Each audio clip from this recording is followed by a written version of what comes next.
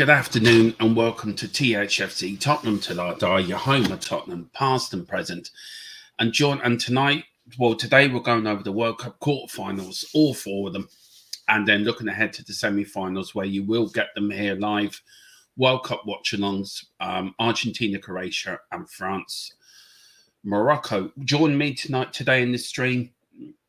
One very sad fan down below, and one sort of okay fan up the top here too.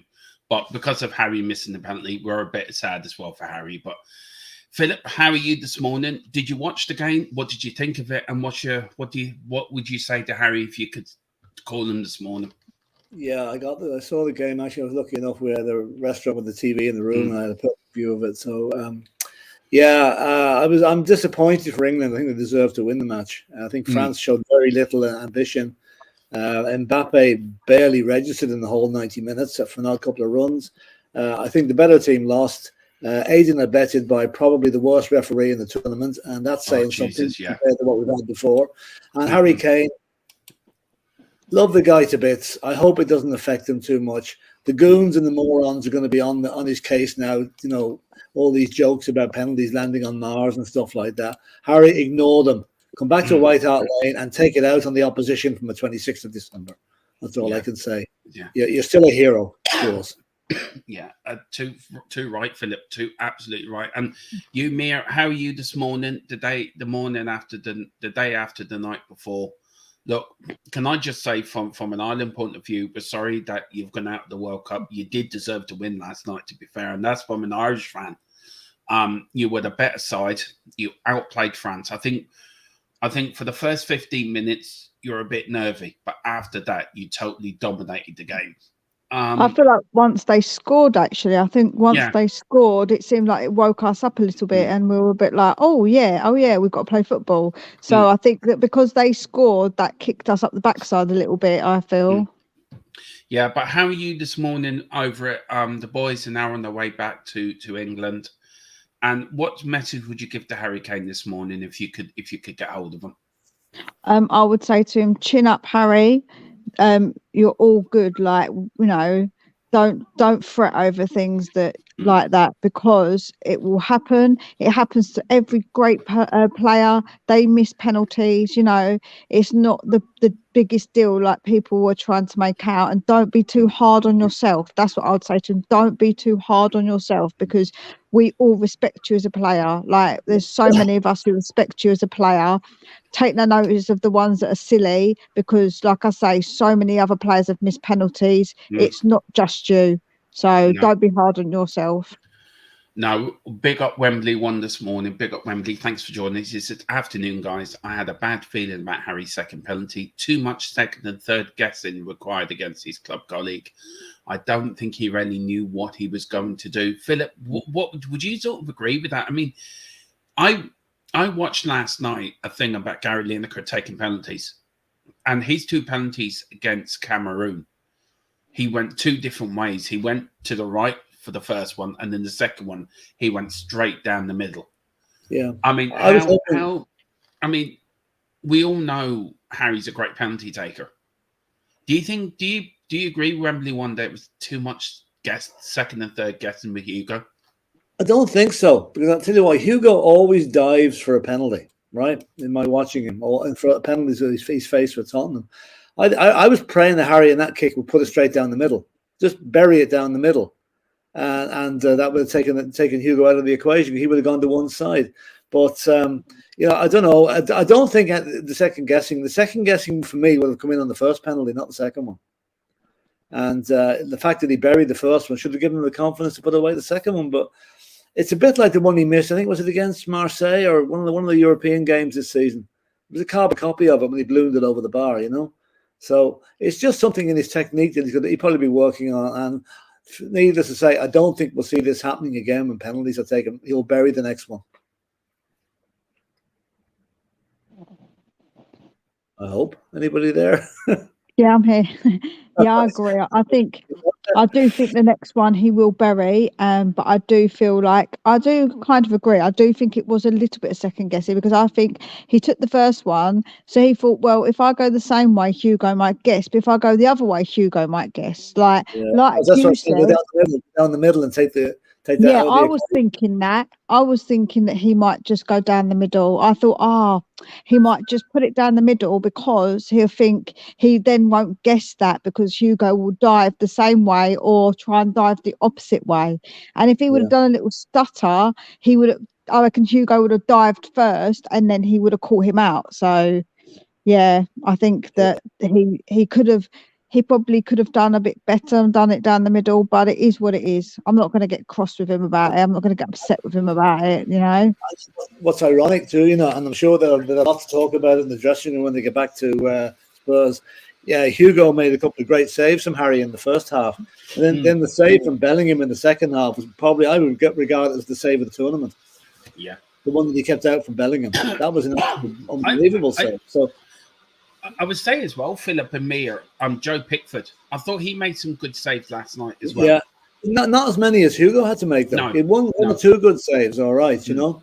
But what I didn't like after that penalty, and I hope that's why I hope France get hammered, is that Mbappe's reaction, laughing. Yeah, that was horrible. I know it's a knee-jerk reaction in the heat of the moment, but it's a fellow professional, and you know I know Mbappe thinks he's God Almighty, but he's not, and that time will prove that. Yeah, it will. We've got Wembley one here. Harry never rolls them along the ground to the keeper's left. Hugo would never have expected that. That's actually a very good point. That's true. That is very true. And then we've got Roy Parkes. I think Roy Parkes from Vietnam. So if you can let us know if he is from Vietnam, because I think he's from Vietnam, I think. Philip, I had a bad feeling on his second one. He looked extremely nervous and unsure which shot he wanted to use. Also, good afternoon. Yeah, good afternoon, Roy. Look, we saw Alan Shearer, another great penalty taker, Philip Amir for Newcastle and Blackburn, and then, of course, England. Missed a few penalties in his time. Players will miss penalties. It's a fact of life. Yeah. It's like you making a cup of tea. Yeah. You know, there's been three of the big players have all missed penalties at this tournament. Messi, Lewandowski, and Kane. So, you know, but can I just say something too about the refereeing on that second penalty? 2 points. One, why did he not give it initially? It was the most blatant barge in the back you'll ever see. And secondly, why did he not produce a red card? I said that. Denying a goal scoring opportunity. So once again, go on, Mia. Yes, yeah. So I was going to say the first thing I said in the group chat, I sent a voice note and said, "Why was that not a red? Yeah. Why was that not a red? Because he was the last man, and it was denying a goal scoring opportunity. Exactly. Why was that not a red card? I didn't understand. I was like, am I wrong about the rules? Because I'm sure that's the rules." Well, it goes back to the first half as well, when Harry was tripped on the edge of the penalty area. The referee did not even give a free kick. Never mind a penalty. Right. That was an absolute joke. It leads me to believe that referee did not want England to win last night. No, I checked the rules as you were talking, Philip Amir, about the red card thing, and that should have been a red card last night. The actual rules do state it's a goal scoring opportunity. That should have been the straight red. Now, that brings me on to another point, Philip, and I'll start with you on this and then go to you, Mia. Has VAR not been great in this World Cup? We've seen decisions from VAR. Are they now running the show instead of the referees, Philip? And I'll start with you on that. The VAR officials in the World Cup are even worse than the VAR officials that we endure in the Premiership. And I didn't think that was possible. But some of the decisions that the VAR have made have been absolutely a joke, basically. There's been penalties not given. There's been penalties given, like one on the Messi got against Poland. That was an absolute joke. I mean, I'm no fan of Chesney being an ex-Arsenal player, but all he did was put his arm back, brushed against Levy's or Messi's face, penalty given. And yet Harry Kane doesn't get one for a blatant trip. No, I'm afraid the VAR officials, I'm sorry to say this, but we all know FIFA is corrupt. We all know that. It's been proven in court that they're corrupt. And I hate to think somebody Somebody put up a broadcast this morning about the whole thing about the FIFA World Cups, and he's of the opinion that every World Cup since FIFA took over has been rigged. Yeah, it's a very, very, very boisterous or very brave statement to make. But I've got the feeling. Can I add to that, Philip? Can I add to that?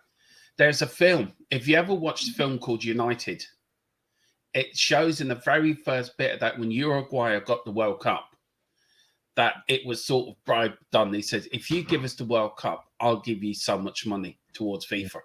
Yeah. And it showed at the very start of it. I'm not saying that's the way that's blatant. Sorry. But the problem it looks to be, like, VAR decisions should be cut and dried. There should be no problem. They've got all the technology. They can look at it from every angle. There's no excuse for getting it wrong, yet they continue to get it wrong. And that's what worries me. Right, I just want to bring Ellie in here. Hello. Hello, how you doing? Can you turn down your sound? Feedback. I can hear you perfectly. No, we can't hear you. We can hear us. There's feedback. Oh, okay. I don't know. Maybe it's my phone. Let me move my phone away. Sometimes that happens. Is that better? Hello. Yeah. Is that better? Still no feedback. What still feedback there. are you getting? What sort of feedback are you getting? We're hearing everything. Oh. All right. So I'll just log out and come back in then. Yeah, log out and come back in again. All right. No see if that'll probably fix it. Okay. Right. So can everyone hear each other now? Yeah. Yeah. I mean, where do you stand on the VAR on this World Cup? Philip's made some very good points there.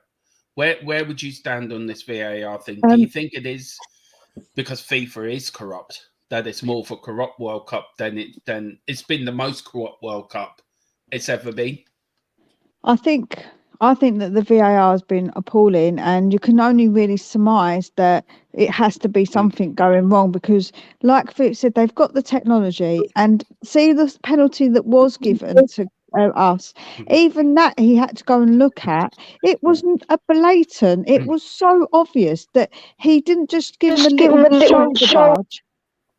Oh, yeah, still feedback. Sorry, yeah, we've still got. Do you want to hang on? Ellie's got two. You've got two devices. I haven't logged in on my phone though. Let me have a look. Hold on a minute. Let me just come out of here then. All right, hold on. Because I tried to log in on my phone earlier, so I just closed it. Let's see, is that better? Dermot, say something there. No, it's still here. I've logged off on my phone. It's not on my phone anymore. I don't know. Yeah, I apologise about this, everyone. We do apologise. Just want to kick up the chat quickly, Philip and Mia. Roy Park said, sorry, lads, I'm from New York. Big up, Roy. I've got the wrong country completely. Oh, Lord. Hang on, let's see if this works, and then we'll get back to the chat. Right. Okay. We can still hear ourselves. I don't know what I'm doing, though, because it's not logged on here. Let me ask Angela to log off if it's on her laptop. Just bear with me. Yeah. I'll come out. Yeah, sorry, we do apologise about this. Yeah, we've got Roy Park. Do you want to read some of these questions out, Mia? If I get these comments up, do you want to read some out for us? Mia, are you there? Hello, sorry. Yeah, I'll call you Wembley because I'm not going to try and say that first name.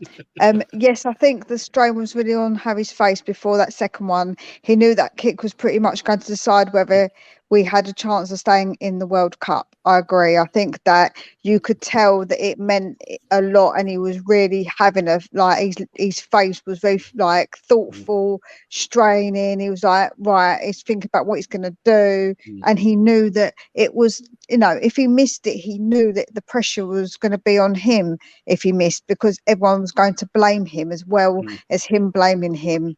So definitely you could see his face when he did that. He was really, it was strained. Philip, what do you say? Yeah, I mean, and also the delaying tactics that were going on to try and stop, delay the penalty being taken, which goes on every time with a penalty, trying to put the kicker off. I mean, let's face it, it was the biggest kick of Harry Kane's career to date. Yeah, it was. The pressure on the guy was just immense. I mean, I think he's nice, cool, but Harry Kane, like the rest of it, is human, and he's open to making mistakes. And last night he made a mistake. It was an honest mistake. The problem is we're going to have people, and unfortunately, I have to include some Spurs fans in this who've got on his back over it. And my message to those Spurs fans is: you're not a Spurs fan if you're getting on Harry Kane's back. No, exactly. Really, you're either with him or against him, and if you're against him here, go off and support somebody else. Yeah, I just want to try to bring Ellie and see if it will work. This time. Is that better? No. What's happening then? I don't know, Ellie. Oh, I'm so disappointed. Don't matter. The main thing is you carry on with the show and I'll just watch it because I'm disturbing it. Yeah, just stay in the background, Ellie, and we'll sort it out after the stream. Maybe, is it because we've got 4 people on? I don't know. No. There's something you're in, but I think I know what it is, but I'll work it out after the stream. I think I know. You know what? Is it on your side or my side? It's on your side, Ellie. Okay. Well, it never did this before. Never on my iPad. No. This is the first time it's ever happened. All right, no problem. I'll come out. All right, darlings. Good luck with the show, yeah? Yeah. Good luck with the show. Thanks. I'll keep on watching. And Harry Kane's the best. Yeah. Right. Philip, you and Mia just take over for a few minutes. I'm going to come off and see can I sort this out for Ellie. So I'll read the next one out here. You can. Again, it's from Wembley 1. Doesn't the player have to actually be in possession of the ball for it to be a red card? That's a good question, actually. Well, I think, if the ball is coming his direction or he's got a chance of getting it, I think that's one we have to look up the rules on. It's possibly right on that. I don't know if it is, because surely the goal scoring opportunity doesn't mean that the ball has to be, because obviously he got in front of his man, so therefore he would have got to the ball before his man, so his man fouled him and didn't go for the ball. So I would have thought that it doesn't matter. That's true. You could be right on that. I need to look up the rule book on that. But let's face it, there was no way he was going to give a red anyway, no matter what happened. Even though you could see the English players going up to him and more or less saying, trying to say, is that not a red card? And no, anyway. I don't put it this. I think if somebody pulled out a rifle and shot an England player last night, there wouldn't have been a red card given. But anyway. The next one, Joe, I likened it to. It's a bit like what everybody did to David Beckham, because I love David Beckham. I've got a bit of a soft spot for David. I'm not going to lie, but him when everybody was being disgusting towards David, really disgusting the things they did. And that was before social media kicked in, so you can imagine it's ramped up since then for poor old Harry. It's going to. I mean, that guy wanted to switch off his phone for a couple of days. Really? Yeah, definitely. Or else to have his phone taken off him because he's going to be in. I know he's come out and said he's acknowledged responsibility, but that won't be enough for the goons out there that are just angling for blood. And the guy that came out, the Arsenal fan that came out and says, "Let's all sing Harry Kane, you let your country down" next time he comes to the Emirates. Ridiculous. We stood up for Saka when he missed the penalty last year at the Spurs Stadium. But the Arsenal fans wouldn't have the good grace to do the same because they're Arsenal fans, basically. Yeah, pretty much. That sums it up, really. Now, the next one. You read that one, Mia. Nothing wrong with VAR itself. It's a human interpretation of what is being shown on the cameras. I do kind of agree with this because see what happens if there's a subjective decision to be made, then that subjective decision's down to what a referee sees, and even if they look at different angles, obviously because it's subjective and not objective, so it is quite difficult. It's how they interpret the rules. But the problem we've got, Wembley, is consistency. So the problem is that obviously one referee might see it one way and one another, therefore it's not consistent. The rule then isn't being implemented consistently, so that's where the problem lies. And another problem, I think, too, in England, when you have VAR, you have a VAR official and an assistant VAR official. They have about 6 of them in the box there at the World Cup. So you could have 6 different opinions coming up when there's a contentious decision. And that means that maybe the right decision is not arrived at because there's too many people putting their point of view in. And yeah, that's exactly you don't need 6, you need 2 at the most, really. I don't know where the 6 is coming from. Well, they say too many chefs spoils the broth. Exactly. Too many referees spoil the VAR. That's the best way of putting it. Yeah. But Wembley's right. The technology is perfect. There's nothing wrong with the technology. It's the way it's implemented and the people that do it. They're the problem. Yeah, unfortunately, it's subjectiveness, isn't it? Because we all see things different as well. So one person, I've been in many times when people have said, oh, for me, that wasn't a pen, or actually, I think it was a pen. So there is still subjectivity in it. That's the problem, isn't it? Yeah, it is. It is. But I think we've seen 4 quarterfinals there. We saw an atrocious bit of refereeing between Holland and Argentina. It's probably the worst that there was of the whole weekend. We have Portugal complaining bitterly about their referee against Morocco, the fact that he was an Argentinian, and a team was still in the competition. And then we had the guy from Brazil that did us last night. To be fair, with the Argentinian ref, I don't think that actually Portugal got a bad referee. No, if I'm honest, I don't think he was awful at all. He always does, But point. He did make 1 point though, which is quite there's no referee from Portugal on the panel for the World Cup. Oh, which is I thought quite strange for a country like that. Obviously, the referees didn't meet the required standards, and that's why they're not there. Yeah, that's clearly why. Yeah, the thing is that obviously with the referee the other day with the yellow cards, he was crazy. Rumor has it he's still giving out yellow cards now. He's just walking down the street giving them out. Yeah. Well, that guy is a publicity monkey. He's got his own website. He's got all merchandise and everything. He's a victim of his own incompetence, really. For what he's ruined his chances now of getting any more games in the World Cup. And in fact, as I said to you earlier, there the only referee that came out of the quarterfinals with any real credit with real credit was Michael Oliver, who did a really good job on the Brazil-Croatia game. And it wouldn't surprise me now that England have gone that he gets the final. Yeah, the thing is, I did think he did ref it very well. The other day the problem was he got out of control, so he started dishing out all the yellows because he obviously started doing it. So then he felt like, right, I'm gonna, he got a bit out of control. Like the game was just really out of control if you think about it. Players going on the pitch, all the drama going on. Yeah. It was brilliant television. It was absolutely brilliant television. But yeah, it was. The guy lost. He wasn't good enough to. And he's refereed a couple of Spurs matches. I've seen him in charge of some of our Champions League games in the past. So it's disappointing to see a referee really. He obviously is a good ref. He wouldn't get there if he wasn't. But he just either the occasion got to him or his own self-importance got to him. And some of these refs are so egotistical. It's crazy. I just like don't get. He's a World Cup equivalent. Yeah, he is. But he'll apparently Denzel Dumfries after the match went up to him and confronted him. I think laid hands on him, and the referee used a red card. So Dumfries was sent off after the match. Oh wow! So it was 15 yellows and 1 red. I think that was the total thing, and that doesn't include who he picked on the way down to the dressing room afterwards. 15 yellows. That is outrageous, isn't it? That is. I said to my brother, I've never seen so many yellow cards dished out ever in any football match like that. That was just crazy. The commentator says he'd be running out of space on the back of the card to write the number down.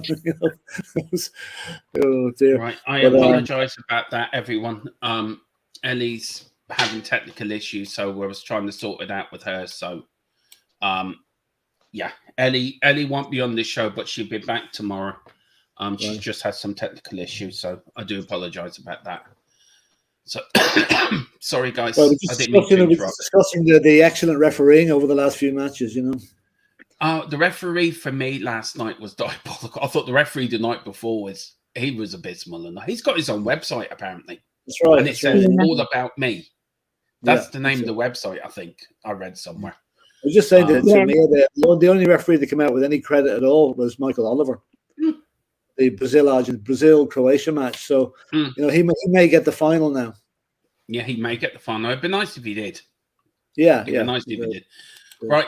Well, you've gone on to there, Philip. So let's where is it now? Let's actually talk about the full quarterfinals and to Croatia-Brazil. Look, for me, it was a very boring match. I think the best team won in the day. I think Brazil, not even putting up their main penalty taker first, was a diabolical decision. Well, that was Neymar's decision. He wants to be the hero, putting in the winning penalty. Neymar, for me, is the biggest chicken this side of the world. I mean, he should have been. You look at Van Dijk, you look at Harry Kane, you look at Modric, you look at who was the Messi. All come up first, take their penalties. Philip, I'll start with you, Mia, actually, and then I'll go to you, Philip, and this. Mia, do you think the better team won out of Croatia and Brazil? Absolutely. I think that Croatia deserved it because I think Brazil were not that good at all because I think they got a bit arrogant, to be fair. I think they were quite arrogant with it, and I think that arrogance loses you games. And I think they thought we're Brazil. We're going to be able to turn up and, beat them. So I do think that it was really deserved from Croatia. And I think Modric, what an absolute class player still. Oh, I love that guy. When you watch him on the ball, he's so classy on the ball, and he just controlled that midfield. It was brilliant, so brilliant. And I was so pleased for him, and obviously for Perisic in it as well. Yeah, he and for both of them. To be fair, I really was, because I think they deserved it. Although obviously Richie, I was sad to see him. Obviously, it wasn't nice for him. But some of the other Brazil players are arrogant and they were sitting there crying. I was like, good, bloody good, because they deserve it because they're just arrogant, man. They're just so arrogant. And I think, I don't care. Remind me never to piss Mia off, will you, Philip? And any shape or form. I'm savage. I think you're spot on there. The arrogance. And what I saw was terrible arrogance was this. Whenever they scored, and okay, Messi, that was a good goal. You got to give it to him. It was a good goal. The one thing he did right in the entire tournament, really. But in that first half, Richarlison put Messi through, or put Neymar through for two gilt-edged chances. He blew both of them, right? When they scored, they thought, we've got this one. So they took off Richarlison. They made substitutions that did absolutely nothing for the shape of the team. In fact, it cost them the game because Croatia then were able to come back at them. And Croatia are a team. Brazil are a team of individuals. Yeah. Yeah, that's the difference. That is the difference. Croatia never say die. I have a lot of experience with people from Croatia, and they will never. If they're 4-0 down with 2 minutes to go, they will not stop. They will keep going to the very final whistle, which they've done. And I can see them giving Argentina, who are very much like Brazil in a way. They're not. They've got some individual players, but they rely so much on Lionel Messi. And if they can harness Messi, I can see Croatia making it a repeat of the 2018 final against France. And I hope they do. I would just love Ivan Perisic to come back with a World Cup winners medal, because I think he's been absolutely outstanding for them in this tournament. Yeah, we've got 3 players in the semi-finals, and we're almost guaranteed a winner at White Hart Lane. Yeah. Unless Morocco spring a huge surprise. Which I hope they do. Look, you've seen Brazil sides of the past. All of us have. We've seen, Philip, you can go back to, don't please be offended by this, but you can go back to the 1970 side that probably you can remember. I remember the 82 side and the 86 side. Mia, you probably remember the 2002 side, the Ronaldo, the original R9. Yep. Look, we've all of us, hand on heart, always loved Brazilian football in one way or another. We've never read, when Brazil are in the World Cup, they're always your second team because you love the way they play. Yeah. What was the difference? And I'll start with you, Philip, on this. What's the difference between this Brazilian side and the great ones of the past? Flair. They don't have a lot of flair. Yeah, they rely so much on Neymar to do the tricks and well, Brazil have come. Like they showed in one of the matches there. Maybe it was a round of 16 game when they beat. They have got a very effective way of pressing You know, they close down players. They don't allow other players to settle on the ball. That's not the style of Brazil of old. The style of Brazil is always playing the ball around you and making you look foolish. And the likes of Pele and Rivellino and Jairzinho scoring goals for fun. This Brazilian team doesn't do it. Richarlison has been their best forward. Vinicius Jr. has flattered to deceive, got one good goal, but nothing great. And Neymar is 10% genius and 90% fraud. That's my opinion of Neymar. Well, Ellie disagrees with you here, Philip. She says they do have flair. They don't really, though. They don't really.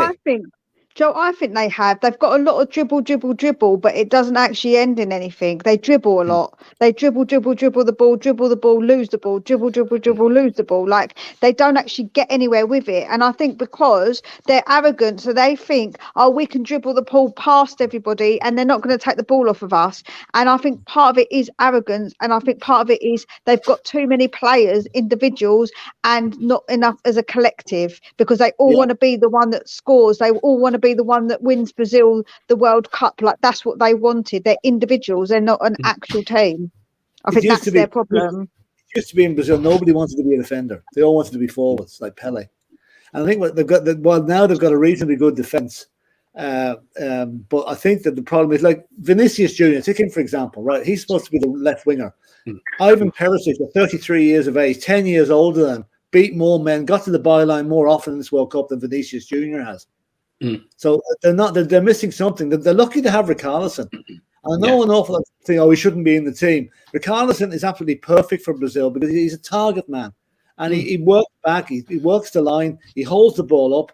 And to me, he was the best forward in this World Cup by a country mile. And he's the only one I feel sorry for. Okay, I know I'm biased because he plays for Spurs. But that's it. That goal he got against, who was it against? The overhead flick. Oh, that's the first game. Goal of the tournament. Yeah. Goal of the tournament. I mean, Ellie's put here, Brazil are a team of flair too, but they just don't play as a team. Argentina will beat Croatia. Messi harnessed. I don't think so. Well, look, I don't know. I've backed Argentina from the very start of this World Cup, and guys, you know I have. I've said it before the World Cup. Argentina are my team.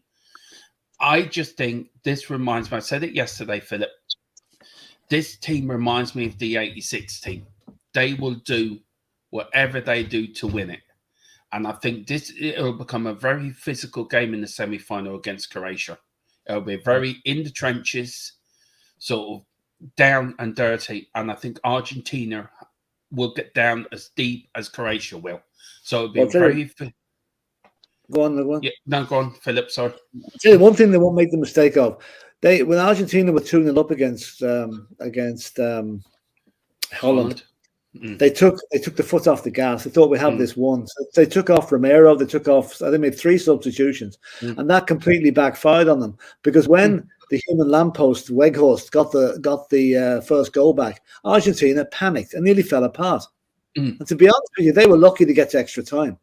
They were. So that's the one mistake they will not make against Croatia. They won't take off the good players just because they're 2-0 up, because they know that Croatian team never, ever say die.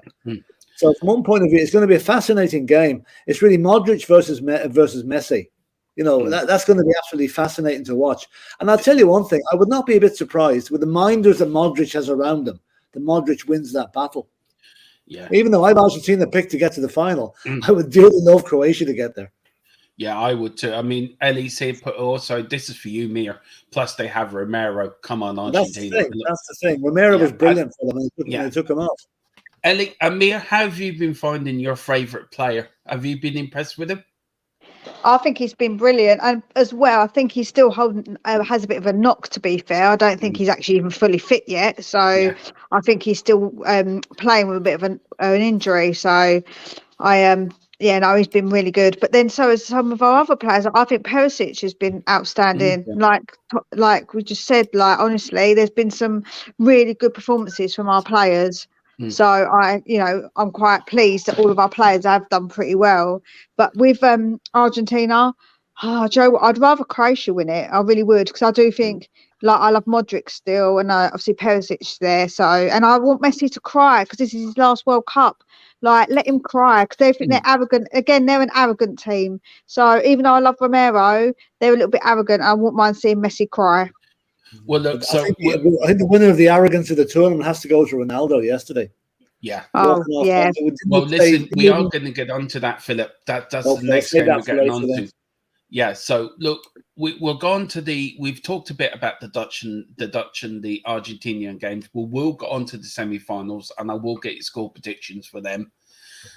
We've talked a bit about Netherlands, Dutch. Philip, you have just quickly. Mia, did you see the game? What did you think of it? Yes. And was it for you like for me the game in the tournament? It was brilliant. It was so good. And I love the way they didn't give up and that they just went, they thought, right, we'll just do a bit of Route 1 football. They're like, sweet, we'll just kick the ball long and get it to a man. Sweet. And like that worked. And it was quite, it just did work because Argentina got really arrogant and thought, oh, we'll be all right. We're 2-0 up. But they weren't. So I thought it was excellent. When they scored, I screamed like it was our goal, like it was a Tottenham goal and an England goal. I was so happy for the Netherlands. And they did the most smartest free kick ever. Like, I've never seen the free kick give, like, that was so ridiculously intelligent. I was like, wow, my mind was blown at that free kick. I mean, somebody said to me about for me, it was a game in the tournament. You are right, Philip. Argentina nearly did fall apart when Holland did go. But what about that second free kick from Holland? That was just that for me was the free kick of the tournament. It was outrageous. Yeah. You couldn't, I mean, you're sitting there waiting for the shot to come in, and I think, huh? What's he doing? Yeah. And I mean, they obviously had it pre-planned in training because like Weghorst wouldn't be the most mobile of players, you know. Like I said, he's a human lamppost, but he was onto it like a flash. I mean, wrong-footed the goalkeeper. It was brilliant. You know, you have to say, while Richarlison might have got the goal of the tournament, that has got to be the set piece of the tournament. Yeah, it has to be. That was it was just outrageous, wasn't it? It was just outrageous. It blew my mind how clever that was. Because I was like, please score. And then to see them do that was just, oh my God, I just couldn't believe it. I was just like, it was mad that they set that up knowing that was the best way for them to score. Perfect, absolutely perfect. Look, Argentina have an arrogance, always have done, always will do. They're not like Brazil. Argentina are more like if you could say Brazil are like the posh side of South American football. Argentina are like the bad boys. The street they've had this, they've had this reputation during the years of 66 ratting, and Alf Ramsey, you said yesterday, Philip, calling them animals. Yeah, you got You got the 86 side, which was full of flair and full of Maradona and full of Argentinian football at its best. You look at the 90s side, the worst side of Argentinian football. They were the first team ever to get a player sent off in the World Cup final. 2 players sent off, I think, in that final against West Germany. Then you got the 94 side, Maradona, is he back to his best, full of drugs, so he gets barred. Argentinian football is sort of like they're the bad lads. Like some girls go for bad boys. They're like the bad of the football world. It reminds me of in Greece. No, Kanicki and John Travolta's kind of Danny. They remind me of them. Yeah, that's exactly. What it reminds me of. That's actually a good way to put it. Actually, Mia, to be fair, and I've always loved Argentinian football. I've always that's why I'm a big fan of Maradona. I forget the bad stuff he done. Him on the pitch was a genius. And this actually brings us on. I've got a few comments here from Ellie, and then we're going on to the Portugal game because I know Philip is eager to talk about his favourite player of all time, R7. I mean, he loves them. He's got pictures in his wall up in his bedroom. He kisses his picture before he goes to bed at night. I mean, this is the biggest fan ever. And Philip was going to talk about his favourite subject. Philip's about to kill me behind the scenes. That is true, Philip. Modric is a great superstar, but not a goal scorer like Messi. Messi is a superstar magician with skills, and more skills. And I will be doing a poll. I'm going to put it up in the chat in a minute. Mia, this is for you, Mia, from Ellie. Mia, no, come on, Argentina are not arrogant. Well, they are, Ellie. I'm sorry. They are passion personified. and they're a humble nation, and their players fight for each other. Look, fighting and arrogance goes in hand. You can have the right arrogance, if you know what I mean. You can have the right sort of fighting spirit and arrogance. For me, Argentina, Argentina is a nation that's not well off. They've had a lot of problems in their past. They've had a lot of military owners as well. Philip, you probably could tell us a few. I mean, you go back to the Falklands War, you go back to other stuff, and they're a very hard nation that they've put their people through it. So they're trying to put their passion into football, like the Brazilians. And South American football, I've watched a lot of it the last campaign, and it's hard. It's aggressive, but it's better to watch than some of the European stuff. And for me, Argentina, and people seem to forget, Argentina have more of a link to England than Brazil does, which is true, which is actually a fact. Argentina, there's been more Argentina, I think, footballers come to Britain and Europe than Brazilian players have. Yeah, we have. But I just think, like, for me, there's always been that little bit of like spikiness between England and Argentina because of the way that they are. So like, for me as an England fan, I can't wish for Argentina to win. Although Romero's my Danny and I'm Sandy, you know, but obviously that's like, for me, I can't have it. No, I can't have them winning it. I'd much rather Croatia win it, because I think Croatia are not arrogant. They've got a bit of like, they're tough, they're strong, they fight for each other, but they're not arrogant with it, if that makes sense. That's why I would like a team like Croatia to win it, because I don't think they're arrogant. Well, we'll get on to that semi-final in a minute. So we're doing that. Right, we're going on to Philip's favourite subject here.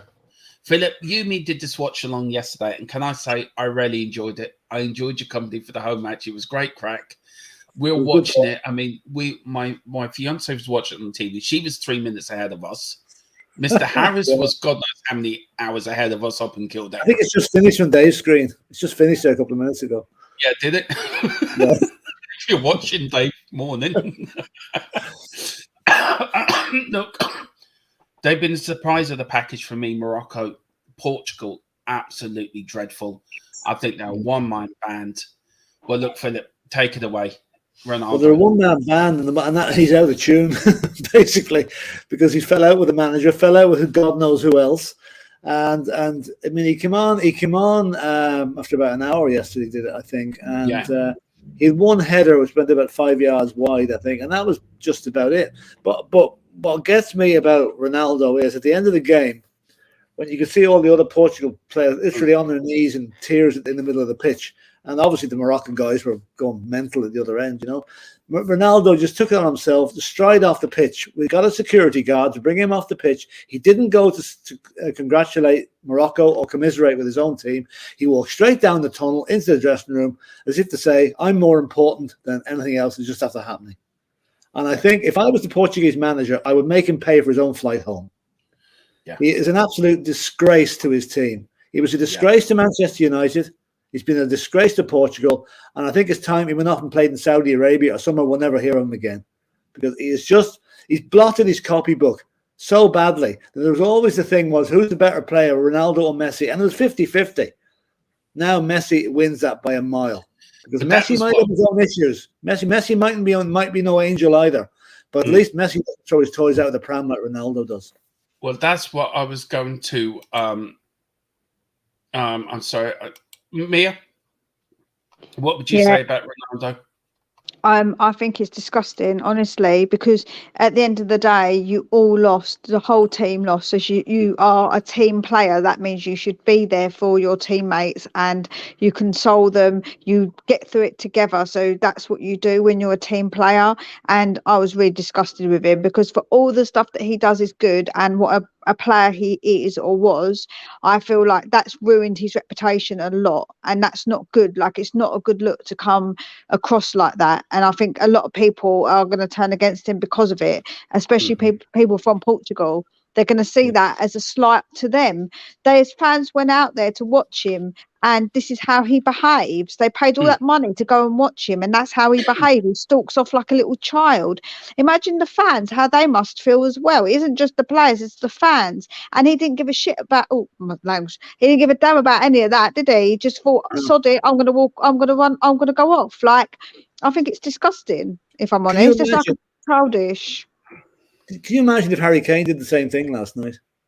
Exactly. Can you imagine the reaction there would be if Harry Kane did that, walked off the pitch without consoling his players or gone up to the French guys? It would have been unheard of. I'll tell you one thing: Ronaldo's downfall started the day he talked to that arrogant twat Piers Morgan. Well, I'll tell you one thing: there might be a second interview coming up now. The World Cup diary. Well, they're welcome to him. If Piers Morgan and Ronaldo deserve each other, they're a pair of arseholes. Joe, what, right? If I was his manager, I would have got him by his ear roll and dragged him back on that pitch. I would have twisted his ear up and said, listen, boy, you listen to me. You get back on that pitch and you go and say thank you to your fans, because your fans travelled to come and see you play. How dare you go off the bloody pitch like that? How dare you? Like a little naughty child, I will treat you like a child. If that's how you're going to behave, sweet. I'll drag you by your ear roll, mate.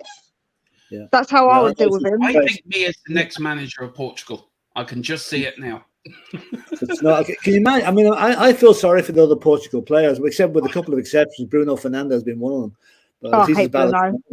Anyway, you know, he felt so. Though I mean, Portugal, they're outplayed yesterday. Morocco with a better team, and you can see the manager, the Portuguese manager, as the game went on, the face was getting more and more angry and you know, so what he's got to do something about Ronaldo now. The two things have got to happen now. One, Ronaldo either retires from international football or he's kicked out of the squad. There's no other half measures. Could you see the manager going instead, Philip? And they probably will sack the manager. Because managers dropping like flies at this World Cup. I mean, Germany's boy's going to go, even though he thinks he's going to stay on. Belgium has gone. Spain has gone. Who else has gone? There's a few more of them gone as well, you know, because of Brazil, because of the lack of success at the World Cup. And Ronaldo should hang his head in shame now for what he did yesterday. And, at least put here, Mia, to you as well, Phil. I think it's to you, Mia. I have arrogance, though, LOL. You've got nice arrogance, Ellie. We'll put it that way. I am so happy I'm always right. Well, name me a woman that's never wrong. I noticed Mia didn't say anything there. I was waiting for a remark from Mia for a minute. Listen, if all women are right, that means I'm also right, Ellie. So therefore, we're both right because we're both women. So you're all wrong, Mia. You've ditched Romero. He just called me to say boo. No. I told him he's my Danny and I'm Sandy. So I've got to be like, tell me about it, stud. You know, because he's got to come running after me because he realises his wrongful ways of being arrogant. We all know what Mia's going to be watching later. She's going to be watching Greece tonight. You can guarantee. Yeah, go easy on him. He's a semi-final to come up to play. Just leave him alone, Ellie. Ronaldo is arrogant, not Argentina players. Yeah, well, look. I think both can be true. I think Argentina can be arrogant, and so can Ronaldo. So I think there's two types of arrogance. There's an arrogance of Ronaldo, where I'm better than everyone else, and you lot are just a bunch of wankers. Or you got the Argentinians saying, right, we're better footballers than you. But there's the respect there. You saw the respect between Messi and some of the Argentinian players to the Dutch players afterwards. There's always respect. For me, Messi, look at the passion he was showing, guys, after that match. He doesn't even he showed how much he loves his country, how much it means to him. And for me, you wouldn't get that from Ronaldo. You look, Argentina lost the World Cup final in 14? When was it in Brazil? 2014, Philip? Yeah, 2014. Yeah. And he didn't walk off the pitch after Argentina lost the World Cup final. No. He stood there. He shook everyone's hands. Even Maradona, when he lost the 1990 World Cup final, he didn't storm off the pitch. Ronaldo is an arrogant son of a bitch. And I don't know, I said at the time when he left United, I wouldn't mind him at Tottenham. I wouldn't want him anywhere near us because I think he's just an arrogant bastard myself. But there you go. We've got Paul Pablo. I love his last name, Pablo. It's great. Good afternoon. On Croatia played 120 minutes of football. First shot on goal. They don't deserve. Should have been a golden goal in the extra time. Yeah. Look, we had that before, didn't we? The golden goals. Yeah, it was crazy. It was a bad decision, a very bad decision. It was. And then we've got here, guys. We've got Nick. You should have to comment in a second, David. Which one? That's very unfair on Croatia. Yeah, Croatia is a country of 3.5 million people, right? They're a country that was only formed 25 years ago. Yeah. Brazil have 120 million people with so much more resources. Footballer, to say Croatia didn't deserve it because they one shot on goal is very unfair. It is unfair to play during the match. You don't play the team Brazil and put 9 men up in attack. You hold it, you keep them quiet, you contain them, then you hit them back on the strike, which they did. So it's a bit unfair. They deserve to be where they are. And I think it's a bit disingenuous to how they played, because I think they played very resourcefully. They played really resourcefully. Like, they did what they needed to do and then hit them like on the counter. And they did it so well because they really controlled that midfield. Modric was brilliant when he was playing. Perisic was brilliant. So I think it's really bad for anybody to sort of say like and dismiss them, say they don't deserve it, because I think it's disingenuous, to be honest. There is a poll in the chat I've done. There is a chat in the poll. Who is the greatest player, Messi or R7? And that only 2 votes, but it's 50-50 at the moment. So that poll will be kept open until the end of the stream. We've got Nick Copeland. Listen, Nick, a big thank you to you. Right, this is the first time you've been in the chat. You give so much to the charity. The charity is now closed. The GoFundMe. If people are leaving it up there for a few, it is closed now. We raised, I think, €1,009. Which now in the next few days I'll be getting that sent over to the charity for them to get their money. So that will be organised. We will be having Christine and another Mammy on next Friday. She wants to come on and say thank you. So that will be organised this week. So thank you to everyone who donated. Thank you to everyone who took part in the stream. And we will be doing something in January as well. There's another charity. It's called the St. Vincent de Paul. And Philip knows about this one. It's over here in Ireland. And it's the elderly people, especially in winter. So we'll probably do another 12-hour stream for them so they can raise money for the elderly people as well, especially with the cost of living and everything. So we will be doing that in probably the first week of January, the second week of January, where we'll be doing another stream for that, because I think we need to look after our older people. There's a cold snap over here, and there's people living in tents in Dublin. Yeah. And it went down to -4 last night, and it's absolutely atrocious. But that's something we'll get on to another time. He says, afternoon, guys and girls. Croatia has the complete midfield. And I'll start with you and this one, me, and then I go to you, Philip. Modric, Kovac, and Bobovic. It's a player watching them. Who wants to go first? You, Philip, or me? Who wants to go first? Yeah, you go first. Yeah, and I agree. I think that they have got their midfield is brilliant. The only thing is obviously Modric won't be able to go on forever, though he's still a brilliant player for his age. The problem is it's going to be an upset when he has to retire. That's the only thing I would say, is that we know that Modric isn't a spring chicken, and that's a problem. Like, obviously going to be the only thing that's going to happen is going to be he retires, so it's going to sort of break it up. Yeah, it's going to sort of break up that partnership. Yeah. For you, Philip, look, we've seen Modric play for Spurs. For me, Croatia and our Asian team, is this their last chance? It's their last chance to win. Perisic is 33, Modric is 37. God knows how many more of them are over 30.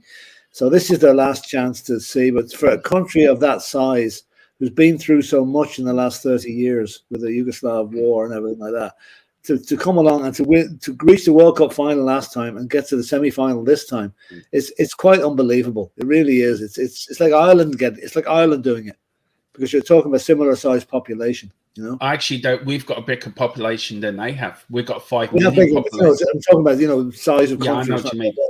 Look, I will be getting on to Ireland later in this. I wanted your opinion on where we go from here ourselves. Philip, look, we all want like Modric to win the World Cup. He's won everything in the game. Ellie is also saying I'm trying to, what Ellie says about Ronaldo and Messi as well, and I'm trying to bring them all into the same sort of bowl here. She says they're equal on football ability. Ellie, that Messi's miles ahead of Ronaldo. I don't agree with that, but I respect your opinion. But Messi is not arrogant on the pitch. He's not. Ronaldo has done so much for his country and clubs. He has won everything, but he has no excuse to do that yesterday. Disgrace. Look, Messi still lives in the village. He still has the same friends he had as grown up as a child. He still has his wife is his childhood sweetheart. He gives a lot to his village where he was born in Argentina. I think he built a hospital there for them. They didn't have a children's hospital. He built a hospital there. He gives to the poor. Ronaldo doesn't do all that. Yes, he does. I hate to say to you, he does. I'm not a massive, I'm not trying to be sticking up, but Ronaldo does. He's given a lot for his little place where he comes from. He's given money to them. I think he's bought them. I think there's a hospital in Madeira. Yeah, but the point I'm trying to make, Mir, I'm not trying to. The point I'm trying to make is Messi's more. How can I put it? What's the word I'm looking for? Messi's more grounded, humbled. Yeah. Where Messi knows he's good, right? Messi. See the problem. It says there that what Ronaldo did yesterday was a disgrace. That was total disgrace, but it didn't start there. Now, I don't know what happened at Real Madrid or Juventus, but look what happened to Manchester United. He refused to come on as a substitute when they were beating us 2-0. He's left the ground on several occasions before the matches ended. He's gone on to Piers Morgan and bitched about his manager and his other players. And then he does what he did yesterday. He's fighting with his own team manager. So it's a trend. He just seems to be, whether it's the end of his career, he knows he's coming to the end of his career and he's going out with a bang, but he's going out the wrong way. He's leaving a bad taste in everybody's mouth. Look, I agree with you, and I thank you for. I didn't know Ronaldo did that, so thank you for bringing that up. But for me, you look at the two of them, right? They both know their careers are ended. Messi's enjoying it. Messi's taking it all in. Do you know what I think it is to me? I'll tell you how I see it. I see it as a man who's trying to cling on to what he had. He's so arrogant in a way where he doesn't want to let that go. So he's behaving badly because it's like a child who knows that they're not going to get what they want. So he knows he can't be a footballer forever, and that's going to kill him. He doesn't want that to happen. So he's throwing a bit of like a tantrum, and that arrogance has come out more since he knows his career's ending, where Messi is like accepting it with open arms. It's a bit like, you accept it with open arms because you're like, I know what it is. I know I'm getting too old. I won't be able to play football forever, so I'm going to enjoy it while I can. Where with Ronaldo, he's just like, I can't accept it. He will not accept that it's going to come to an end. That's where the difference is. Yeah, to me, it's like a boxer. It's like a boxer coming to the end of his career. You got some boxers who go out on their shield and they retire gracefully. And you look at Joe Kozaki. He retired gracefully, unbeaten, brilliant. But you look at the likes of, say, Muhammad Ali or some of these other boxers that can't face the fact that they're getting old. Sugar Ray Leonard, another one, couldn't face the fact he was getting old. Robert, what was his name? Philip, the hands of stone fella. I'm not really into boxing, Dermot. So Roberto Duran, another one. That some of these sportsmen, it's a bit like Michael Schumacher as well. A lot of these sportsmen can't face the fact they're going to have to retire, that they're coming to the end of their career. And I think you're looking at Messi, and if he wins the World Cup, don't be surprised if he retires after the World Cup. And at the end of the season, and you look at Ronaldo, and I do know what, I've got more respect for Messi than I do for Ronaldo. He had all that shite with Man United going to Piers Morgan, which I think is ridiculous.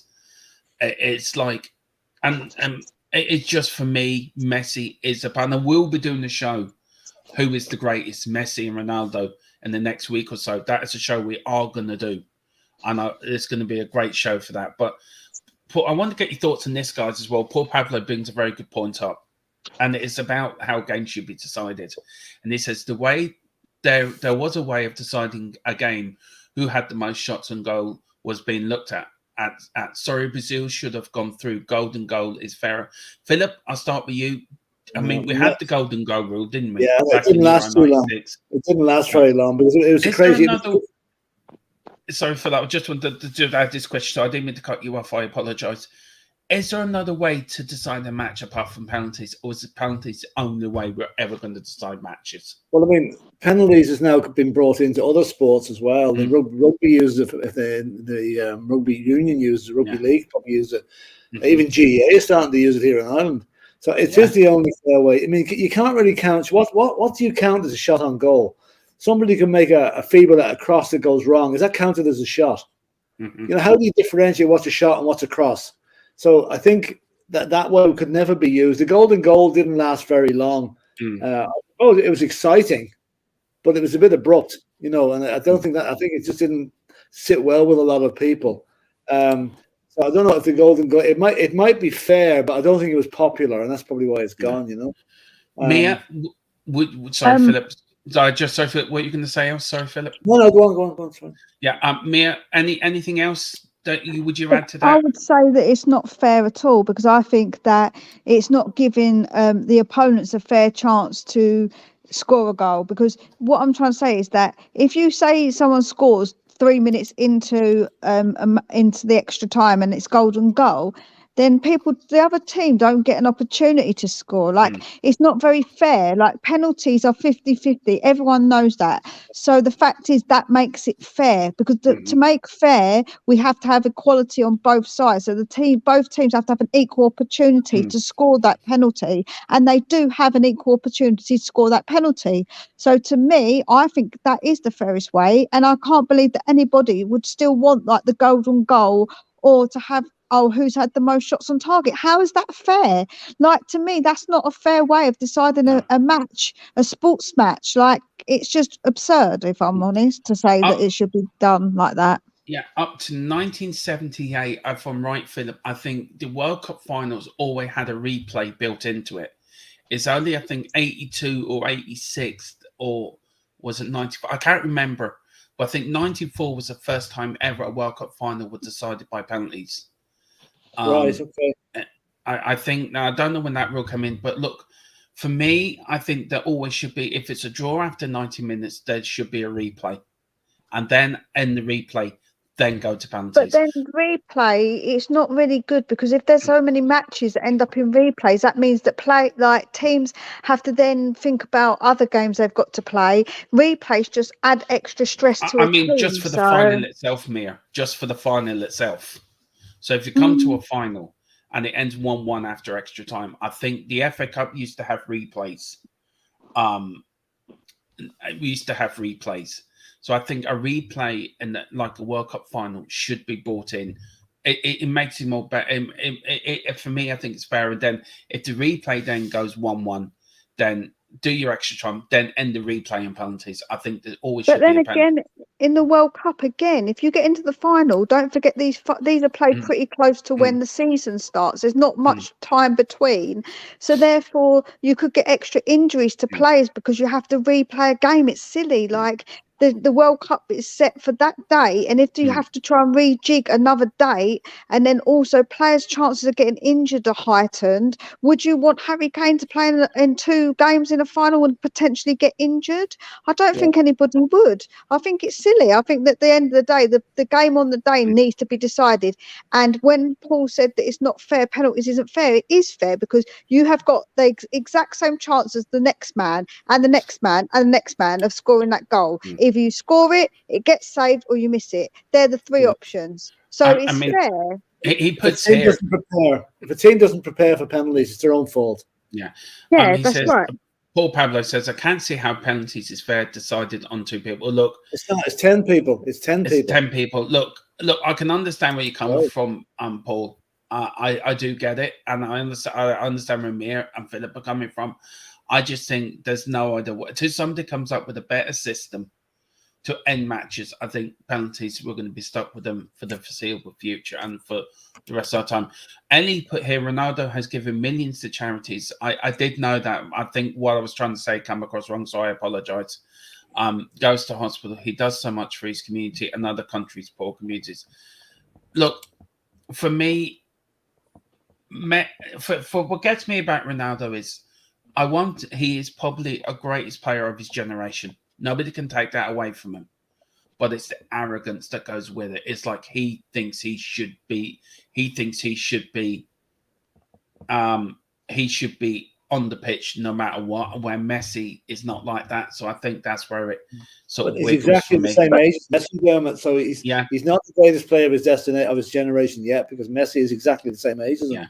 So and he's also put, I think he has accepted. I don't think he has, Elliot, and I will disagree on that. It was said the other day he hasn't, but he is in denial still that he can't do what he used to, and he's not able to affect matches like he's used. That hurts him, and his arrogance is hurting even more.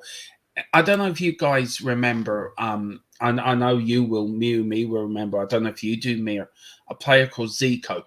He played for Brazil back in the day. Now, I don't know if you've seen videos of him on YouTube, Mir. Now, Zico, for me, was probably the greatest player, Brazil, since Pelé and Jairzinho and Riverino and all them. And Socrates as well. Them players on their day were as good as anyone in the world. But they knew when it was time to retire. Zico knew when it was time to step back from international football and football. Ronaldo still thinks he can do it. He thinks he's like Stanley Matthews, play on to his nearly 50. Do you feel, guys, and I'll start with you, Mia, and then I'll actually start with you, Philip, and then go. No, I'll start with you, Mia, and then I'll go to you, Philip. But do you feel that footballers, the likes of Ronaldo, because they're so good, because they're a step above everyone else, that they think that they can play on to their 50s with their arrogance, think, I'm still as good as I was at 21? Or do you feel there has to be somebody in reserve saying, look, you may have to be used as a substitute, it's an impact substitute. You're still better than everyone else, but you make more of an impact coming on as a sub. Do you know what I mean? Do you think he has to realise that now? Or do you think he... I think he does have to realise that, but I think that he won't allow himself to actually accept it. There's a big difference between sometimes like actually acknowledging it, because you can go, yeah, okay, I know, but then like actually really acknowledging it and understanding why is two different things. And if you're quite an arrogant person, you're not going to, because you're going to think that you're right. You're going to think I'm the one that's right. You know, I just feel like that could be a part of it, because he thinks he knows better than other people. And that's the arrogance part of him. He thinks, well, no, I know better. I'm okay. I'm fit. I'll be fine. You know, I do think that that's sometimes part of it. Philip, I mean, you've seen so many great players like myself over the years, Maradona, Zico, and some Beckenbauer back in the day. I've seen pictures of Beckenbauer back in the day, and Jesus, he was a great player. Lothar Matthäus, another great German player.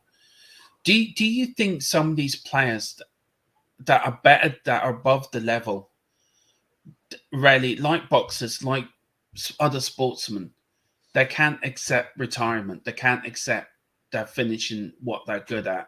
Do you think that has something to do with it, Philip? Yeah, I mean, I think Ronaldo and Messi as well, possibly, if you take, because they are the same age, roughly. They both could be accused of hanging around too long.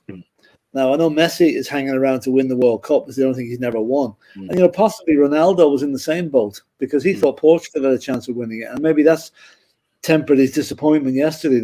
Now he knows that's it. That's one goal he can never achieve in life, whereas his arch rival Messi still has the chance to do it. So, you know, it's difficult. I think, like, if you look at it, there's very, very few top players are still playing at 37. There's always a handful of them. I think you have to go down to the lower leagues to find players over 40 even still playing down there, you know. So I think players should be, by 35, I think most players' careers are more or less over, and they should move into management at that stage. I'm very interested to see what Ronaldo does now. He has a big offer from Saudi Arabia on the table, for 100 and something million for a 3-year contract, which means he'll be 40 at the end of that contract. Now, is he going to take that, or is he going to retire gracefully now? Interesting results coming up in the next few days, I'd say. It really will. Look, Philip, let's talk about Morocco. You and me were really impressed with them yesterday. And we were talking about how they set up and everything. Have they been the surprise team of the World Cup for you? They have. I mean, they won the group, which nobody expected them to win the group that they were in. They've come out of this. They put Spain out. They've put Belgium out, and they've put Portugal out. They're the scourge of the European superpowers, really. Yeah. Now, okay, it's probably a bridge too far for them against France. In all reality, France will probably beat them. But then again, I wouldn't say France will not have it easy, and it could even go to penalties again. Yeah. This could be a real tight match against France. And like the likes of Ziyech is very good. Bofal. There's some familiar players, guys that have played in the Premiership. But they have a goalkeeper called Bono, and I think we'll claim him as an honorary Irishman because he was absolutely brilliant yesterday. He knew what he was looking for. He knew what he was looking for, and he got it. He made one save there from João Felix near the end there, which was unbelievable. They kept the team in it. And then right at the end there, another one. When no, he didn't make the save, and Pepe had a header from 3 yards out and put it wide. But no, Morocco have been a surprise team. They are, but apparently, I'm very surprised to hear their fans rioted in France last night. Literally, there was riots among the Moroccan fans. You think they'd be celebrating, but no, they were burning things up and crashing, tipping dustbins out, all sorts of stuff going on. I think because France won, Philip, that's why. Well, possibly, yeah, but maybe the French fans were celebrating the Moroccans. They got in the Moroccans' way, and that's where maybe things kicked off. I don't know. Yeah, but fair play. That's a good point. Mia, for you, we know Bono and goal and the edge are in the defence. And look, it was a beautiful day. I can't keep going up with these YouTube references. They're getting bad now. What's your view being of Morocco? And are you sneakily, like myself, being a little bit of a Morocco fan after last night? Because I thought it was lovely. The king apparently, Mia, paid for all the flights for the fans to come over to Qatar for that game yesterday. And he did it for the match before. Are you secretly a little Morocco fan? Absolutely. I love Moroccan food. So I'm 100% behind Morocco because their food is lovely. But and they're only a little country, aren't they? They're not massive. They're not a massive one. So I would love for Morocco to kind of go through. I really would. I think it would be. I think people have been quite dismissive probably of them, and other teams have, and they've underestimated them. And I think Portugal did that. I think they did get underestimated completely, and I think they are a bit of a surprise package. Because then again, they've got that fight. They've got that fight in them. That fire in their bellies, and they want to win. And they sometimes just wanting it more. Sometimes is just enough. Because sometimes if you want it more, but you're not even as skilled as some of the players on that pitch, you can want it enough that you will win it. So I think they got that wanting. So I'd love to see them win. Yeah, I would. Wouldn't matter.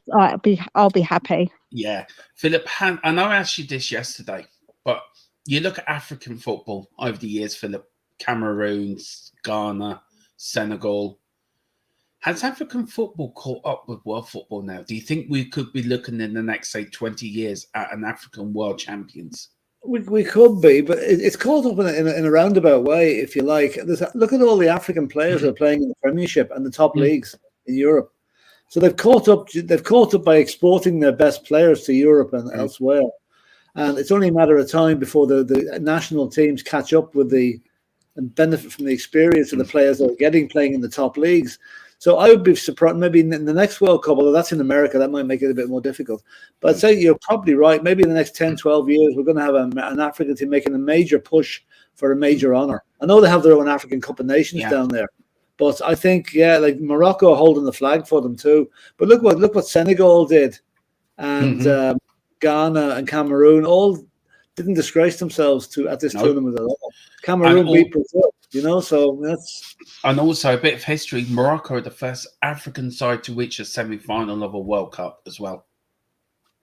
Yeah, so very good. You should be for very me, proud. Morocco have been the team for me, the surprise team. And we've got David Clark. Big up, David.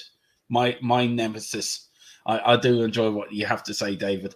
Hello from Leicester. I know Kane technically ran up. Do you want to read this out, Philip, for me? Hello from Leicester. I know Kane technical run up when he takes penalties. And the second one, not only was his run up shorter. That's true. But it was, he didn't do the stutter. The way he stutters at the start of his run. but it was straight, so I knew he was going down the middle. So why so hard? Yeah, true. We'll never know. And poor Harry is probably sitting there every second minute. He's thinking of this now. He's not able to get out of his head, and God love him. I really feel sorry for him, I do too. And can I just say, by the way, with another U2 song that is absolutely very suitable for Morocco. Everybody loves a winner. Yeah, that's true. That's true. Well done, Philip. We've got a few more coming up before the final itself. Look, Paul Pablo put here, I was looking on search on Google. Golden goal was brought in as to stop teams playing for penalties in extra time. Yeah, that's true. I think it was first used in 94, 96. It was the last time it was used, I think, and then they went back then. I think, go on, Mia. But then if a team is good enough, then they should make sure that they score against a team that is just trying to play for, like, to go for penalties. Like, to me, trying to play for penalties, like, I don't know, like, I just feel like that doesn't happen as much. I think, maybe the second half of it's, they're both tired. The teams do get tired and they think, right, we'll just try and play for penalties. But then that's just all part of the game. That's why they got rid of the golden goal for a reason, because it doesn't work. It don't work, and it's not fair, in my opinion, because of the amount of time. It could be like 2 minutes in, and then the team doesn't get a chance to respond. How is that fair? That's not a fair way of playing a game. You play a set amount of minutes in a game. It's a bit like having a rule where if you score one goal in any football match, that's it. You win the match. That's it. You won. Like, that's not fair, right? Yeah, I mean, the last time it was used, I think France won a golden game. I'm just trying to look up now. The golden goal, the last time it was used in the World Cup, I think, was 1998. Yeah. I'm tell a lie, sorry. It was actually, the last time it was used was in the World Cup. It was 2002, and it was Senegal in the quarterfinals. The first time it was used in the World Cup was 1998. Blanc scored the winner for France against Paraguay in 98. Senegal beat Sweden on 2002. South Korea beat Italy with it in 2002, and Turkey beat Senegal with it in the quarterfinals in 2002. And then it was last used in the conference, the FIFA Conference Cup golden goals. Harry Kewell scored it for Australia against Uruguay, and then Mexico, and Henry scored against Cameroon in the final in 2003. So that was the last time it was actually used. And I think it's actually used in hockey, field hockey, ice hockey, rugby league, and American rules football. So it's actually used in other sports, which I didn't realize. So listen, guys. Can I just make one more point? Is that obviously Paul's replied, and obviously fair that the team scores wins. That is fair. Well, obviously that if you don't get an equal opportunity to score, then that isn't fair. If you don't get an equal amount of time to score, then that's not a fair way of playing, is it? So that was my point, Paul. I'm not trying to be argumentative for no reason, but honestly, there's a reason. Obviously, there's reasons why we don't have it anymore, and that's because it's not a fair way of playing, in my opinion, and that's why we don't have it. Yeah, and I agree with you. I mean, Philip, I don't know what you have thoughts on the golden goal. Look, no, I was never a fan of it. No, if you're in charge of FIFA, Philip, right? This is you now. If you're in charge of FIFA, and you have to come up with a way to how to decide games, it's penalties the only way. Yeah. It is, because what you're doing there is the comment was there. They tried to get the golden goal and to stop teams playing for penalties. Well, playing for penalties in extra time is like playing Russian roulette. Yeah, you could plan. You could all go perfectly with 29 minutes, and suddenly the other team scores in the last minute, and bang, you're gone. So I think penalties are the only way. You're involving 12 players. Yeah, 5 players on each side taking the penalty, and the 2 goalkeepers. Yeah, and then maybe more afterwards if it goes into sudden death. I think it's the fairest way. It's the team that prepares for penalties better is going to win those games, and it's been shown. Look how poor the Japanese penalties were, and then just we couldn't get any worse. The following day, who was it that scored the 0? Spain scored 0 penalties. You know, so I think that showed me a team that didn't think they were going to even be brought to penalties. No, they didn't even think it was feasible. Yeah, so, but look, this is a question. Now the World Cup hasn't finished yet, right? For who's been your team at the World Cup? For me, it's Morocco. For me, Argentina. I would also say Croatia for me are fast becoming the team of the tournament for me, team of the World Cup. But I think Morocco sort of edged it because of getting to the semi-finals. Philip, who's your team? Who's been your team of the World Cup so far? Moment, it has to be Morocco because they've come out of nowhere and got into the semi-final. But that may change because if they get beaten in the semi-final, obviously the team that wins it is going to be the team of the tournament. And if that's Croatia, that would suit me down to the ground. But you know, I have a feeling it's going to be Argentina, and Messi's going to sign off with what he wants. But put it this: if it's an Argentina-Croatia final, I normally have to, when I'm watching any match, I have to take sides. I cannot be neutral. But I'm going to find it hard to pick a side in that one, you know, because I think I'd love to see Messi get it, but I'd love to see Modric get it as well. Yeah. I think everyone wants to see Messi win the World Cup. For you, Mia, who's been your team in the World Cup? Who have you really thought, that's my team? I think I'm going to choose a team that's actually gone out because I think that we have to give special shout out to a team like Japan who did really well, who were really surprising to everybody. And I think, they didn't obviously take their penalties very well at all. They weren't very good when they took their penalties. But overall, when it came to actual matches, I feel like they were really a surprise team. I don't think anybody expected them to do what they did. So for me, it has to be someone like Japan and then obviously Morocco because they've been a bit of a surprise package and nobody expected them to get very far either. So probably Japan, because even though they've gone out, I still think they did a bit of a miraculous job. And then Morocco. For the poll we're running in the chat, it's been running now. It's got 9 votes. Messi's on 78% and Ronaldo's on 22%. Who's the greatest player? So Messi is winning that by a mile. Just a few more questions, guys, before we end off the stream. I've really enjoyed this stream, so thank you for coming on for me, to both of you, and also Ellie as well. She'd be back tomorrow, I think, and she's been great in the chat as well. She's apparently put here, when I played for Spurs ladies, I was like Gaza. That's saying something. I'll start with you, Mir, and then I'll go to you, Philip. What's next for Gareth Southgate, Mir? Do you think he should resign? Do you think do you want him to stay on for the European Championships? What do you want him and the FA to do over the next couple of weeks or the next couple of months? Joe, what, right? We've got this trend of obviously a lot of managers getting sacked because they didn't get as far in the World Cup as what obviously the expectations were. But I just think that we could be jumping the gun a little bit too soon with him, because I do think in the Euros we got to a final and we hadn't got to a final for a very long time. So I feel like, are we going to be jumping the gun a little bit too quick by getting rid of him? And I know a lot of people are against him and I understand, but I don't know, like I still think it could be a bit silly depending on who they're thinking to get, because again it's like you might get another manager and then they might not do as well, and then everyone's going to be like, oh, but Southgate got us to the final in like the Euros, and then the next Euros we don't do as well, you know.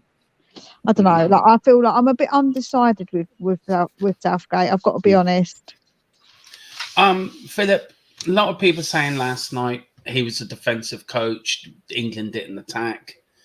Do you know he should go? There was cause for him to go before the World Cup. I mean, can I make one more point? Sorry, is that we lost to a team that we should have probably won against, and they are the current World Cup holders.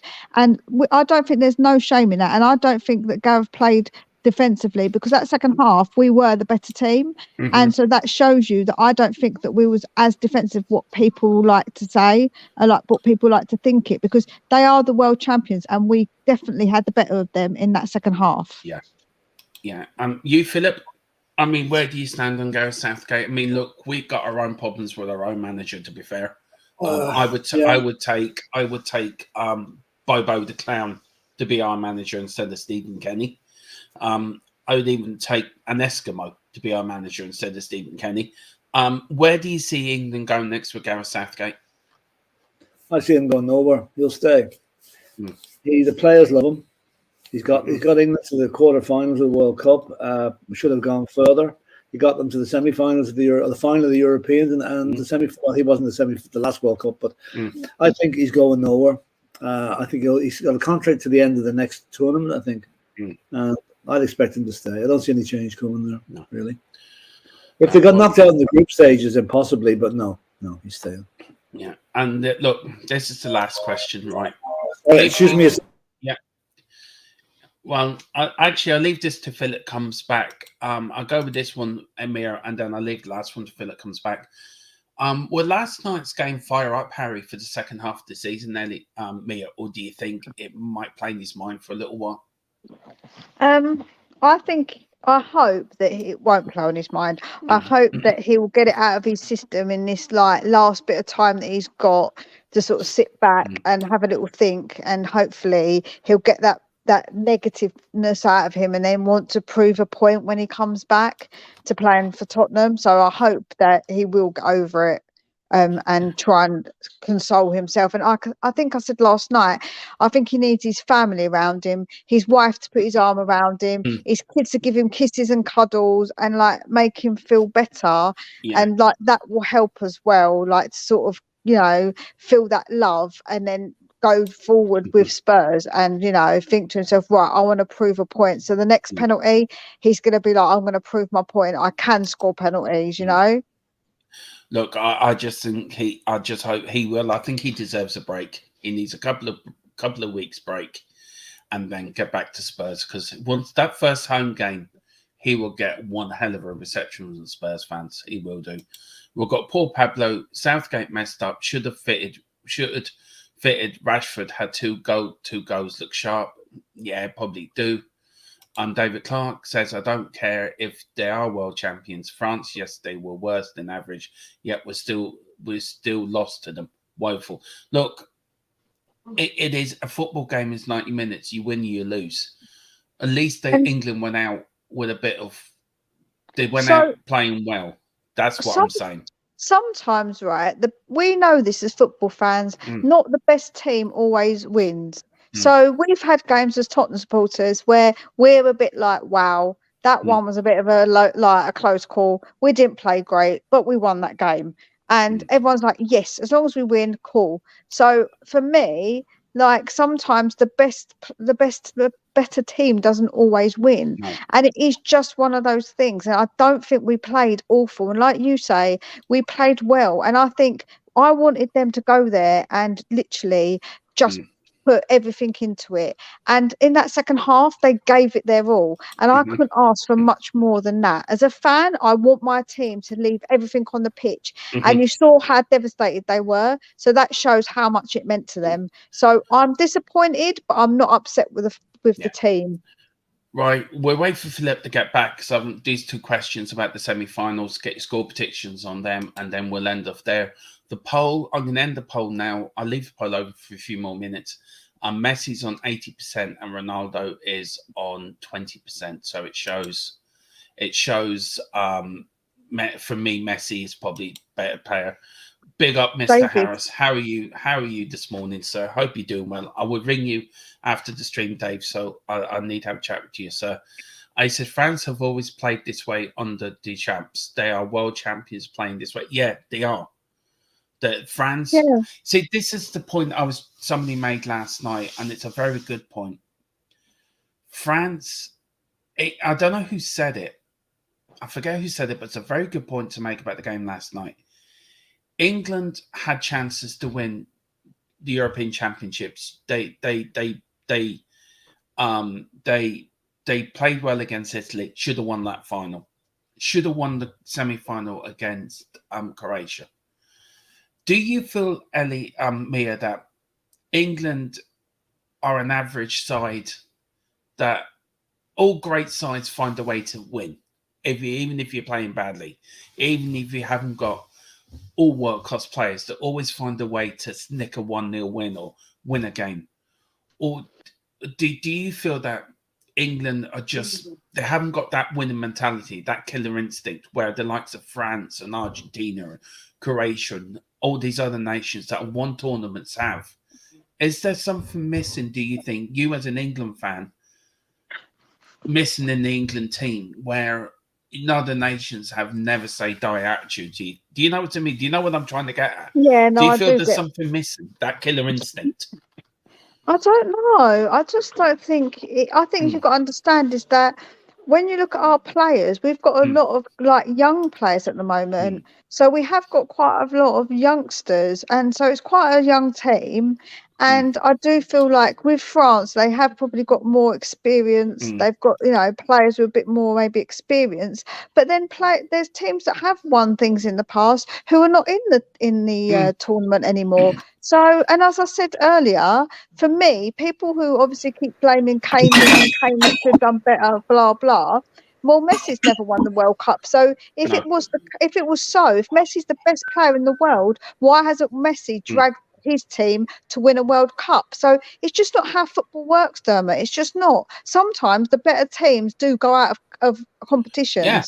So it is, and I don't think it's nothing to do with England being bottle jobs or that we haven't got that last I thing. wasn't saying that, but Ellie, I know. Mia said something last night, and I'll bring you in this as well, Philip, that England, forget who said it, it was from the lines of England always find a way to lose, where other teams find a way to win. And that's the point I was trying to make. Yeah, it's called heroic failure. You know, it's just you do your best, but you ultimately fall at the last hurdle or the second last hurdle. Yeah, England are getting a reputation for that. All right. Is that a killer instinct in them? I'll let you finish your point, Mia. Then I'll go to you, Philip, and then we'll just get your score predictions for the semi-finals. But to continue your point, Mia, do you feel that some England players, the likes of Harry Kane, who you always can depend on Harry to get a goal, you look at Henderson last night, who I thought had a very good game. Jordan Henderson of Liverpool last night, to be fair.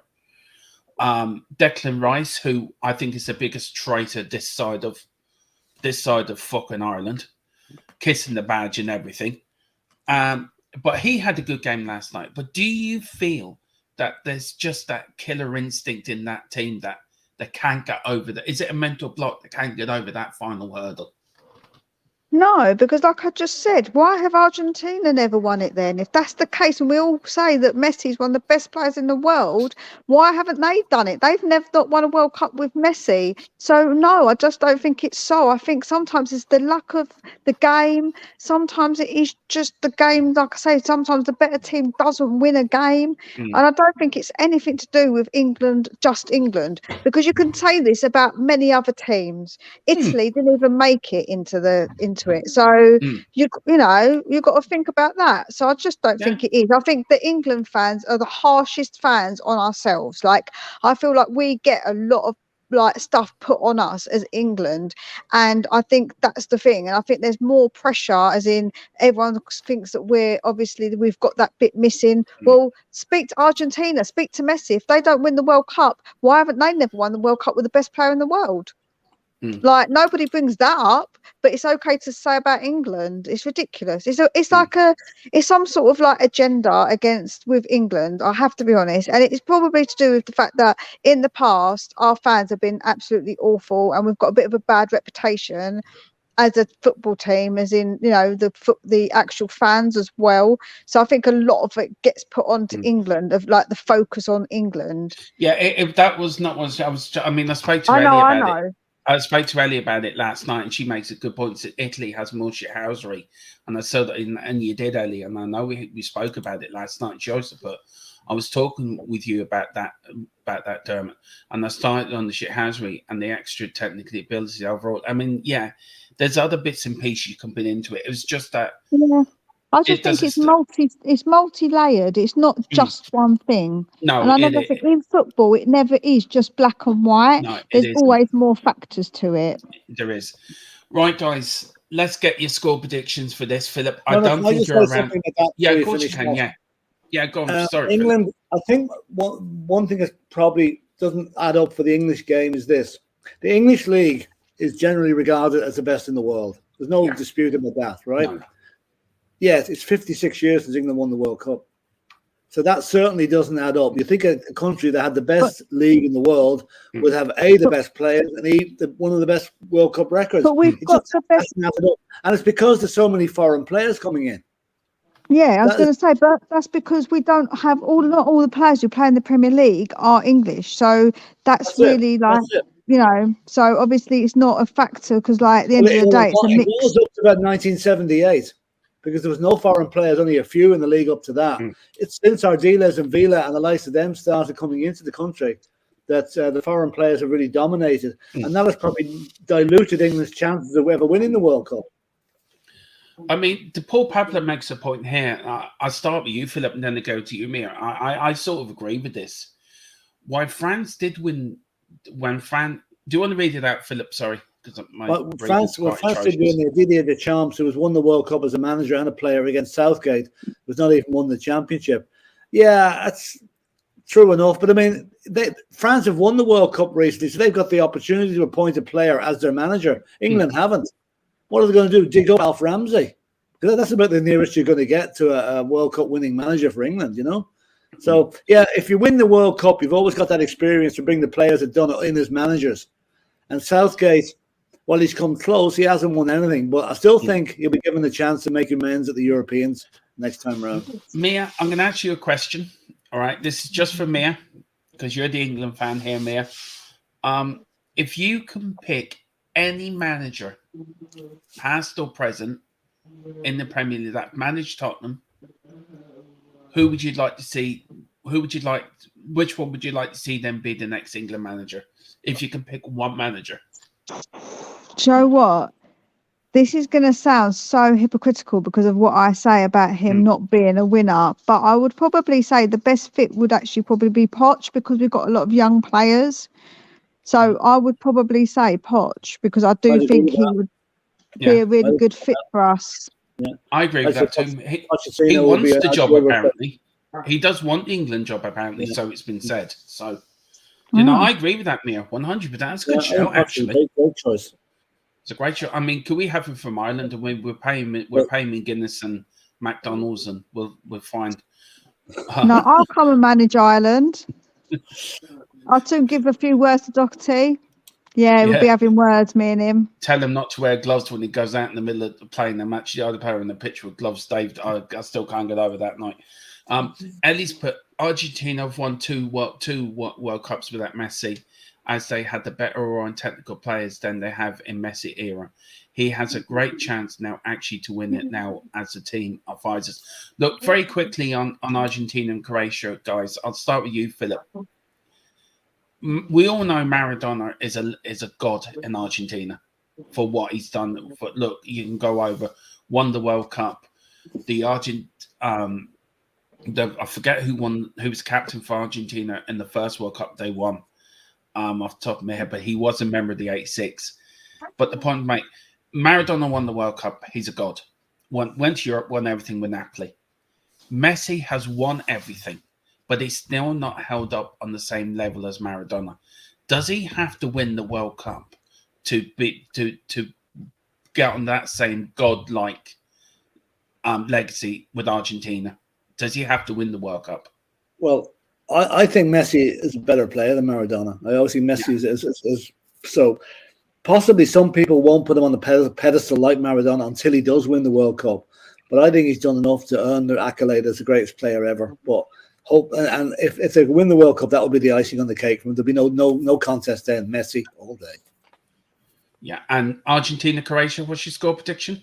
Oh God! I mean, my heart says I'd love to see Croatia get to the final, but I think the impetus that 100 million Argentinian fans in the stadium is going to be a little bit too much for them. So I think it's going to be very tight. I'd say 2-1 to Argentina. Can I say there were 60,000 Argentina fans in that stadium the other night? There must be no one left in Buenos Aires. I mean, how they all got over to their They've all emigrated. And I tell you one thing: they've been the best supporter team in the World Cup. Yeah, they really have. Yeah. And also, I want to make a point. Also, I heard just the other day, there's been no arrests in this World Cup for any antisocial or any hooliganism or anything. It's the first time since 1970 there's been no arrests at a World Cup. Yeah, that's good. They're all too frightened. They're going to get their hands chopped off, probably. That's why.